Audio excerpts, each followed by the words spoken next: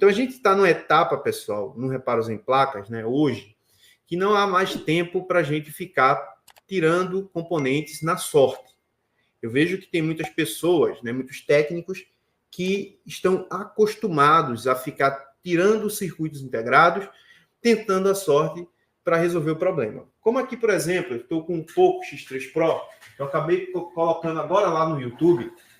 Esse Poco X3 Pro aqui, pessoal, ao qual estou aqui na mão, esse Poco aqui, ó, eu vou contar um pouco da história dele aqui para que vocês possam entender a importância de saber analisar corretamente uma falha. Esse aparelho aqui, ele foi feito aqui, teve uma tentativa, né, de troca dessa tela, certo? O aparelho simplesmente estava com uma falha, aí na tela, certo? A tela estava com defeito. E aí, o nosso amigo lojista foi fazer o reparo desse aparelho aqui, certo? No momento que ele foi fazer o reparo desse aparelho, esse aparelho simplesmente parou na mão dele. E aí, o que a gente acha? A gente acha que todo Poco X3 Pro, a falha está por CPU, certo? O aparelho parou do nada, falha de CPU, não é isso? Então, logo eu peguei esse aparelho aqui e verifiquei já, ele tinha levado para um outro rapaz, né? Porque aqui eu não consigo entregar de forma muito rápida. Como eu tenho bastante serviço aqui, eu não consigo fazer na hora que o lojista precisa, né? Tipo, o lojista está precisando para de tarde. Não tem como fazer esse reparo pela manhã e entregar ele à tarde. Eu não trabalho dessa forma. O lojista sabe já que eles mandam o celular para mim e me dá um prazo aí entre uma semana e 15 dias para eu poder entregar esses aparelhos que ele enviaram. Depois que eu entrego os aparelhos, eles mandam outros aparelhos. É assim que eu trabalho, porque não tem condições de fazer reparo no mesmo momento, na mesma hora. Fica complicado pela demanda de aparelhos, né, que eu tenho aqui no meu laboratório. Então, ele levou para um outro rapaz, certo? Esse outro rapaz, ele provavelmente ele não sabe, né, trabalhar com placas, mas talvez ele tenta, né, e em alguns casos aí ele consegue resolver. A CPU ela estava ressoldada, certo? A CPU estava ressoldada quando chegou aqui para mim. Então, logo eu entendi o quê?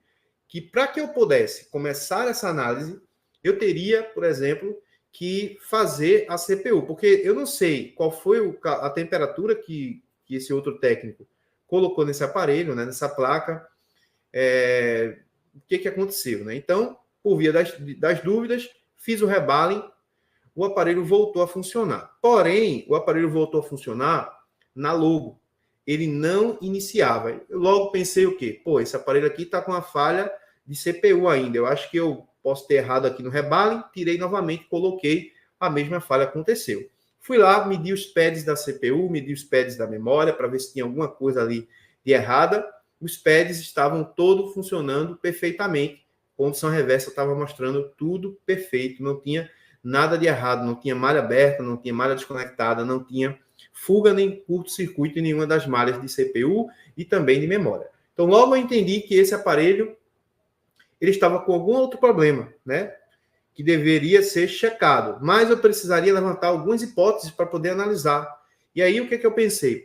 Esse codec de áudio aqui do lado, a temperatura que foi dada na CPU provavelmente pode ter juntado, né, algum pad aqui do codec, que fica bem acima da CPU, no caso do Poco X3 Pro, e fui lá e fiz o rebalem no codec. Fiz o rebalem no codec e o aparelho continuou com o mesmo problema. A placa aquecia muito, coloquei na câmera térmica e não tinha um ponto específico mostrando aquecimento. Então, o que acontece? Esse aparelho, depois que eu fiz o codec, eu vi que o problema não era, né, por nada ali no setor já da CPU.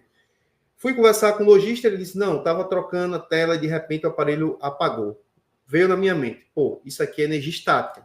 Fui analisar, encontrei algumas linhas em curto, sanei o curto, inclusive vi uma linha que estava com fuga de corrente e um capacitor. E aí, o que aconteceu? O aparelho foi sanado, certo? Trabalhei alguns dias nele, claro, um dia todo não. Trabalhava, às vezes, meia hora, uma hora, via que não dava para resolver, ia fazer outra coisa, né? Não fico preso em um aparelho por muito tempo, não, porque isso é perca de tempo. Não dá para a gente trabalhar com reparo de placa, ficar focado num problema durante 3 a 4 dias, certo? O valor que eu recebi aqui nesse aparelho não vale a pena eu passar 3, 4, 5 dias nele. Então, eu via quando eu podia. Mas aí o lojista estava muito preocupado, porque o cliente dele já estava pé da vida, já chegou lá com problema e tudo mais, certo? Ok? Então, vamos lá. Finalizando aqui, né, essa questão do pouco, o que eu quero dizer para vocês é que é importante a gente saber entender, analisar, porque vai chegar em alguns momentos que a gente não vai encontrar solução na internet, certo? A gente não vai conseguir encontrar mais solução na internet. Por quê? Porque muitas pessoas estão parando de trazer vídeos de reparo para a internet. Não sei se você percebeu aí, tem muitos técnicos e também professores que estão deixando de trazer reparos, porque tem muita gente, pessoal, que não dá valor a esse conteúdo, certo? Tem muita gente que não dá valor a esse conteúdo. Você trabalha, é um trabalho terrível para você colocar um vídeo no YouTube. Às vezes você passa o dia todo para editar, para colocar na plataforma isso, aquilo, outro. Quando o pessoal vê, ainda reclama, ainda fica falando coisa. Então, a gente praticamente está diminuindo a quantidade, né, de vídeos aí mostrando sobre reparo, certo? Mas a importância da análise é justamente essa. É a gente se encontrar em determinadas situações que a gente possa conseguir resolver o problema sem ter que estar buscando conhecimento, né, ou buscando dicas em grupos e YouTube, né? Por exemplo, um outro aparelho aqui que eu acabei fazendo, porque a placa está ali, eu coloquei agora no YouTube, um outro aparelho que eu fiz agora há pouco também, que foi um outro problema bem grave, foi de um Note 10 que estava também, né, com uma falha, nesse caso era uma falha de CPU, e tinha algumas pads ali rompido, eu fui tirar a memória, acabei rompendo mais pads ainda, mas aí a gente conseguiu resolver o problema, né, por conta da prática que a gente tem, da habilidade. Então é importante, pessoal, vocês que estão começando, vocês que já estão na área, mas ainda têm essa dificuldade, de vocês treinarem, sempre treinar, treine todos os dias, pelo menos 1 hora, 30 minutos por dia. Isso a longo prazo vai trazer para você um resultado muito grande, até mesmo quando você for fazer um reparo na bancada, de repente a placa morre na sua mão, né? Acontece algum problema ali, você consegue resolver esse problema sem a necessidade de ficar desesperado, ter que comprar uma placa para o seu cliente, ter que levar para um outro técnico que sabe mais do que você. Então é muito importante levar esses conteúdos a sério, beleza?